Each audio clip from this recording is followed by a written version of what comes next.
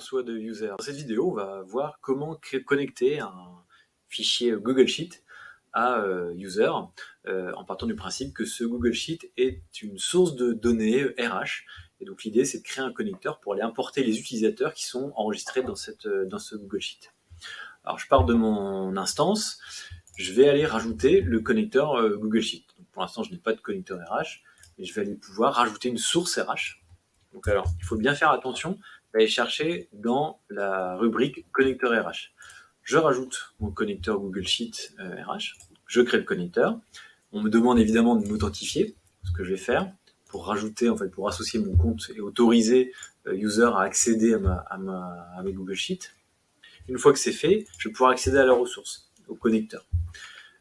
Il reste ensuite à configurer, à indiquer au connecteur à quelle feuille il veut se connecter et surtout à quel onglet dans lequel onglet il doit aller chercher les informations. Ça se situe dans configuration et dans authentification. Donc là, je suis connecté puisque j'ai été authentifié par le connecteur Google. Et ensuite, je vais aller récupérer le nom de la feuille qui est l'ID de la feuille qui est situé dans l'URL de ma Google Sheet. Ensuite, pour le nom de l'onglet, il suffit que je récupère le nom de l'onglet de la feuille dans laquelle je veux récupérer les informations et je fais valider.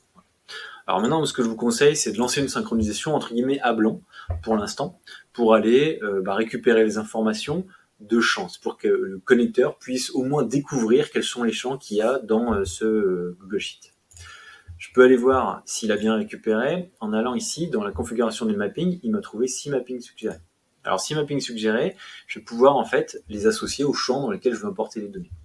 Alors un champ important, c'est le champ matricule. Le champ matricule, c'est la clé unique de l'utilisateur. Donc ça permet d'identifier de manière sûre quel est l'utilisateur qu'on veut importer.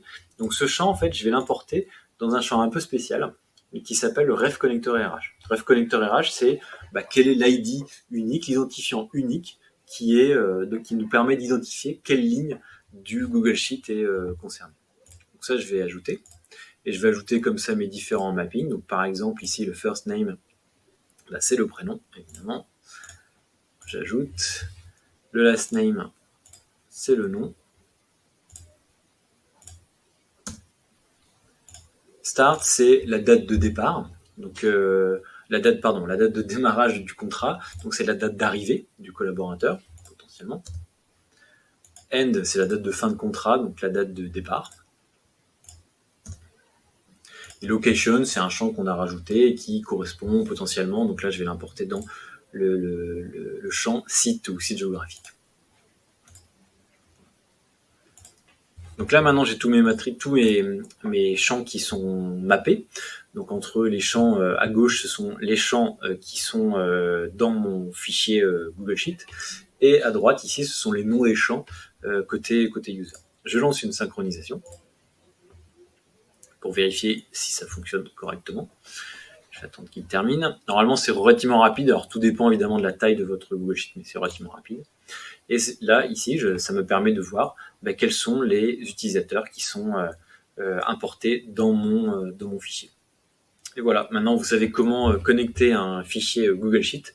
Ça vous permet maintenant d'aller chercher des informations d'un connecteur RH.